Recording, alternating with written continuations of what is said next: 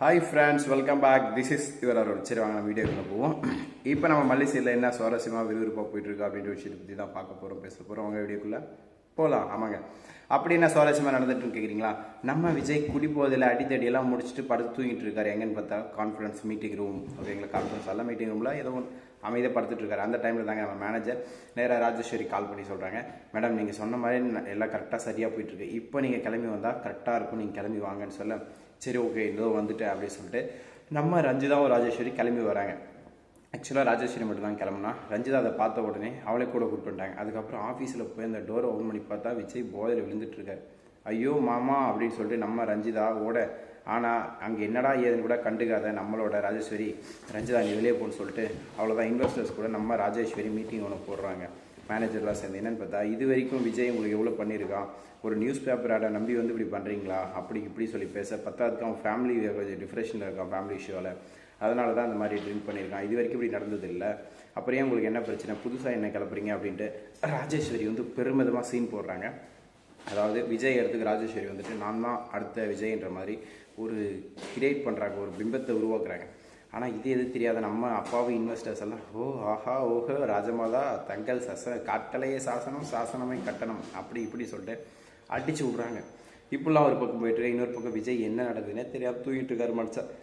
இவங்க ப்ராப்பர்ட்டிலாம் இவங்க பேர் மாற்றி சுடுறதுக்கு என்னென்ன வழி வகை செய்யணுமோ எல்லா பிளானும் பண்ணிகிட்டு இருக்காங்க. ஆனால் இது இன்வெஸ்டர்ஸ் கிட்ட அவங்க அப்படியே மேனிகுலேட் பண்ணுறாங்க. எப்படின்னா, இதுக்கப்புறம் கம்பெனி நான் தான் டேக் ஓவர் பண்ண போகிறேன், அதுக்கு உங்களோட எல்லோரும் சப்போர்ட் வேணும். அப்படி ஒரு இருந்தால் இப்போ இருக்கிறத விட கம்பெனி இன்னும் கொஞ்சம் ப்ராஃபிட்டாக கொண்டு போவோம், ப்ளஸ் கம்பெனி என் பேருக்கு வந்துடும்.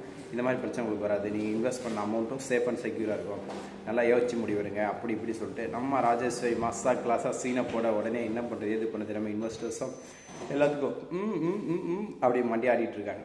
இது எதுவும் தெரியாது. நம்ம அப்பாவி விஜய் குடிச்சு தூங்கி முடிச்சதுக்கப்புறம் வீட்டுக்கு போகிறாருங்க போதையிலேயே. வீட்டுக்கு போயிட்டு அந்த டைமில் ரஞ்சிதா ராஜேஸ்வரி ஒன்றும் தெரியாத மாதிரியே பேசுகிறாங்க. அதுக்கப்புறம் மல்லி தான் இருக்குல்ல காரணம், அவளால் தான் நீ குடிச்சிருக்க அப்படி இப்படின்னு சொல்ல, அதுக்கப்புறம் அமைதியாக போய் தூங்க வச்சிடுறாங்க.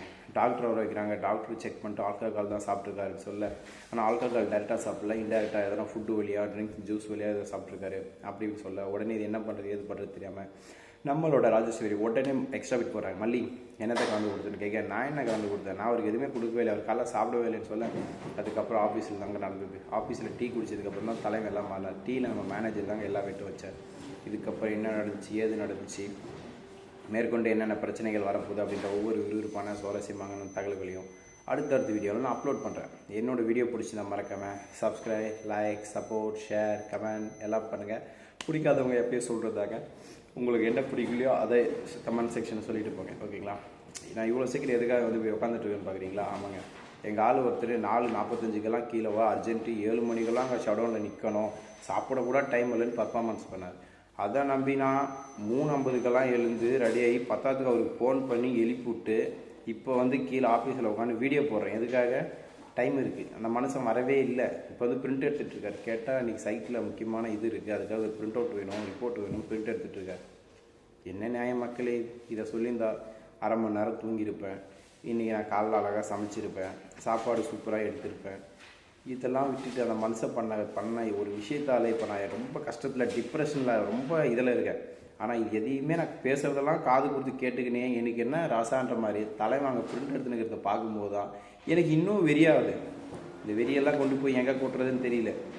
ஏதோ சொல்லுவாங்களே, நம்ம விஜய் சொன்னார் பார்த்தீங்களா, யானை பலமோ யானை தவமோன்னு சொல்லிட்டு யானை நிலை, அந்த மாதிரி நம்ம ஒரு நாளைக்கு மதம் முடிக்க போகிறோம். என்னைக்கு ஏது அப்படின்றத அடுத்த வீடியோ அப்லோட் பண்ணுறேன். So thank you so much. Tata, see you, bye bye.